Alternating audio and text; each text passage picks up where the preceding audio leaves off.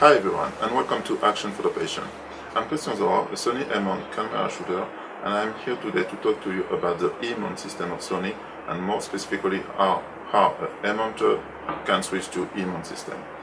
So, as you may have seen now, a lot of photographers are talking about the E-mount system of Sony on YouTube, in the reviews, in the magazines.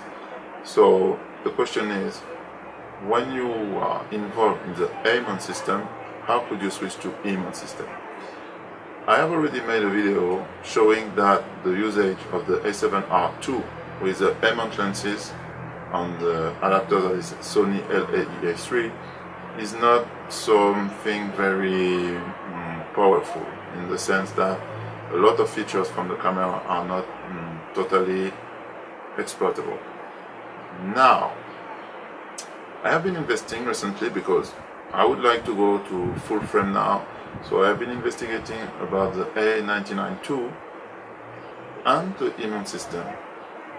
And I have to say that for the moment the A99 II is probably what is the best for anyone who is involved in A-mount camera system.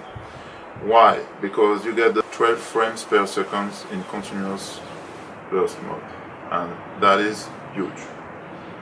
But something that is not very well talked about of the A99 II is the fact that the RAW files are 16 bits RAW file, and at the moment there is no camera in the Sony ecosystem that is able to do that.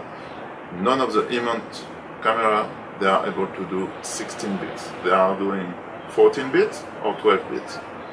So that is something that can be huge for someone that likes to print very large or very sensitive to details in the picture. But I have been checking the A9. So the A9, it is a body for, I don't know, 5 grams, 5,000, something like that. And I have seen that for A-mounters, it is able to go to 10 frames per second with the LAEA3. So that is something very, very huge here. So now the question is it worth it to take a A9 from a A99 II? That is the question. That is something that is bothering me in the way that I'm wondering myself a lot about this. It's true that the A99 II is a 42 megapixel of full frame with 16 bits RAW file. That is massive. Obviously, you can imagine that the size of the file behind is tremendous. But you have details. I mean, I have tested the A7R II, that is 14 bit RAW already, and yeah, the image is amazing. The image is amazing. There is nothing else to say.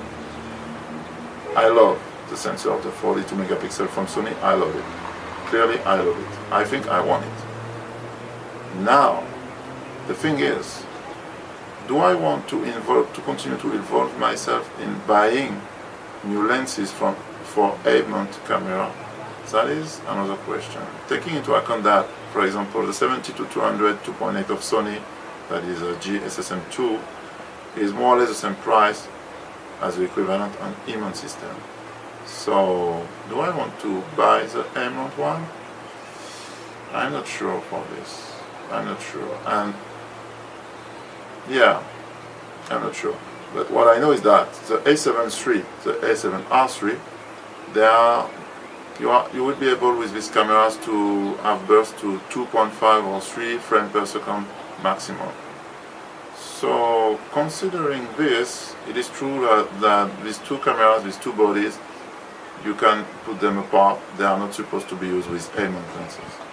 But the A9 is something very, very tempting, very, very more logical, I would say, because the 10 frames per second is very, very near to the 12 frames per second of A-mount. So that is something to take into account. Now, the E-mount A9 is only 24 megapixel, while the A99 II is 42 megapixel. So, for the moment, I'm still wondering, I'm still questioning myself, do I want? I love it, I have it. The 42 megapixel of the sensor Yeah, I think I won't. In fact, I think I won't. But I know that I don't want to buy any A-mount lenses anymore. If I would like to buy lenses, I would continue to buy E-mount lenses. So I think that the best way for A-mounters to switch to E-mount now would be to use the Sony A9. I know that it's very, very expensive camera, I know it, but when you put all the parts together, that is the one that makes more sense, for sure. For sure, it makes more sense than A7 III, that is for sure. So that is what I wanted to say to you guys, that for the moment, A-mounters, we are a bit like from Sony, we don't know where we are a bit abandoned in a way. There is a body that is super body, A99 too, but we are not sure, that is our problem, we are not sure if we want to invest anymore in any A-mount lenses. So obviously the question is coming, may I or may I not, may we or may we not switch to E-mount?